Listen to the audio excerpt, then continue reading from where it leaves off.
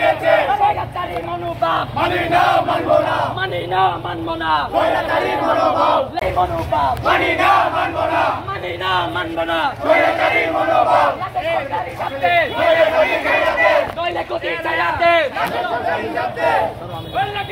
লেগেছে মানি না মানব না ফুটেজ পদের রাজনীতি মানি না মানব না রাজনীতি মানি না মানব না হয়তো লাশের হিসাব দে নইলে গতি ছাড়াতে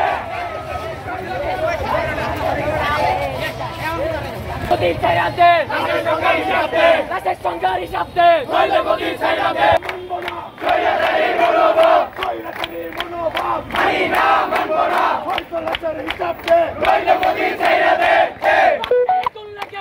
লেগেছে রে লেগেছে স্বৈরাচারী মনোভাব মানি না এক দাবি এক শিক্ষা শিক্ষা প্রতিষ্ঠান পদত্যাগ এক দাবি এক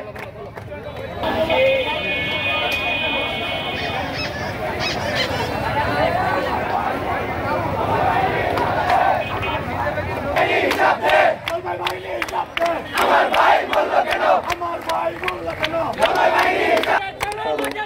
রক্তে আগুন লেগেছে লেগেছে রে লেগেছে direct action direct action direct action আরে বল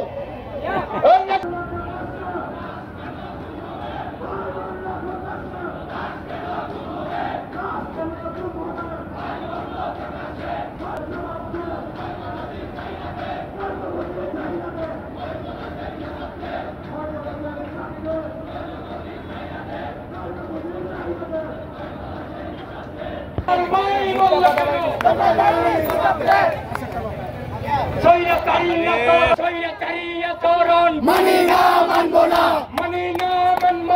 action direct action direct action direct action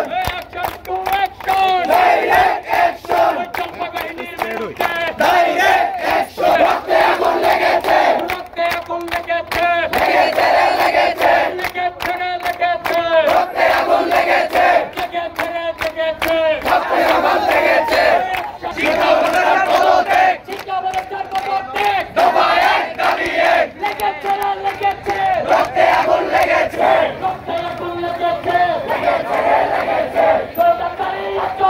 মানি না মানব না স্বৈরাচারী আচরণ প্রশাসন জবাব দেয় আমার ভাই বলল কেন direct action direct action direct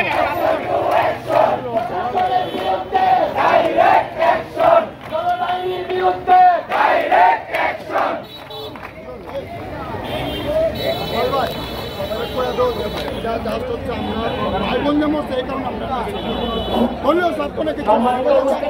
সবাই যাতে আপনারা জানেন গতকাল ঢাকায় হাইস্কুল স্কুল অ্যান্ড কলেজে বিমান দুর্ঘটনায় আমাদের ছোট ছোট কমলমতি ভাই বোন কিভাবে মারা গেছে। তারা এই দুর্ঘটনায় মারা যাওয়ার পরও প্রশাসনের কোন হস্তক্ষেপ আমরা দেখতে পাইনি। স্বাস্থ্য উপদেষ্টা এখন পর্যন্ত সে ঘুমটি মেরে বসে আছে। এই বিক্ষোভ সমাবেশ থেকে আমরা স্পষ্ট বলে দিতে চাই, আমরা যদি এর এই সুষ্ঠু তদন্তের মাধ্যমে আমাদের ভাই বোনের লাশের সংখ্যা নির্ধারণ না করতে পারি, স্বাস্থ্য উপদেষ্টাকে আমরা পদত্যাগ করাতে বাধ্য করব। আমরা শিক্ষা সচিবকে স্পষ্টভাবে বলে দিতে চাই, তার যে পদক্ষেপের ভূমিকা আমরা দেখতে পেয়েছি একেবারেই নগণ্য। কিভাবে রাতের 3টা বাজে আজকের পরীক্ষা স্থগিত করে, তার কি উচিত ছিল না এই দুর্ঘটনার জন্য রাষ্ট্রীয়ভাবে সাথে সাথে শোক প্রকাশ করা? তাদের যে হস্তক্ষেপ আমরা দেখেছি তা অত্যন্ত নিন্দনীয়।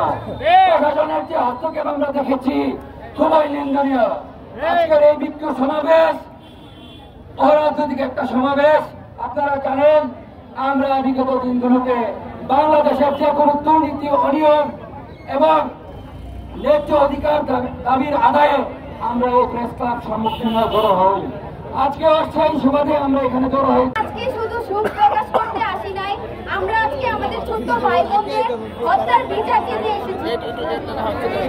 এই দুর্ঘটনা যদি অপরিকল্পিতভাবে হয়ে থাকে তাহলে পরিকল্পিতভাবে কেন লাশগুলো গুম করা হবে? সেনাবাহিনী কেন উদ্ধার কাজ শেষ হওয়ার পরেও কেন সেনাবাহিনী অ্যাম্বুলেন্স দিয়ে স্কুলের ভিতর যাবে আর লাশগুলো গুম করার চেষ্টা করবে? এই সরকারি মনোভাব শুধু আজকে না, বাংলাদেশে অনেক আগে থেকেই হয়ে আসছে। আমরা এর বিচার চাই। আর আমাদের এইচএসসি 25 ব্যাচের উপর যে গাফিলতি চলছে সেটা দূর করতে হবে। আমাদের শিক্ষা অধিদপ্তর কোনো ব্যবস্থা নিচ্ছে না। কাল রাত 3টা বাজে আমাদের পরীক্ষা স্থগিত করেছে। পারলে তো ওরা সন্ধ্যায় করতে পারতো, রাত 10টা বাজে করতে পারতো। কোন স্টুডেন্টটা রাত 3টা অবধি জেগে থাকবে যে আমার পরীক্ষা কালকে স্থগিত হবে কিনা আমার দেখতে হবে?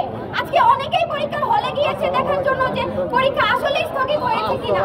শিক্ষা সচিবের বিরুদ্ধে অ্যাকশন টু অ্যাকশন, স্বাস্থ্য উপদেষ্টার বিরুদ্ধে শিকার হয়েছি, এই ব্যবস্থা বন্ধ করতে হবে। স্বাস্থ্য উপদেষ্টার আমরা আমাদের শিক্ষা অধিদপ্তর যে আছে তাদের পদত্যাগ দাবি করি এবং সেনাবাহিনী যে পরিকল্পিতভাবে লাশ গুম করছে তার বিচার চাই। আমরা কালকে দেখেছি যে মাইস্কুল স্কুল ব্যান্ড করেছে, যে বিমান দুর্ঘটনা ঘটেছে সেগুলি আমরা এইটা আমাদের উপর করতে পারতো। আমাদের আজকে স্কুল ছুটি হতো, ছুটি হতে হয়, তাহলে আমাদের উপর বিমান এর জন্য আমরা নিরাপত্তার জন্য সরকার যদি তারা নিরাপত্তা ব্যবস্থা না করতে পারে তাহলে তারা বলুক যে আমরা কিভাবে সেই নিরাপত্তা ব্যবস্থা করতে পারি। এটি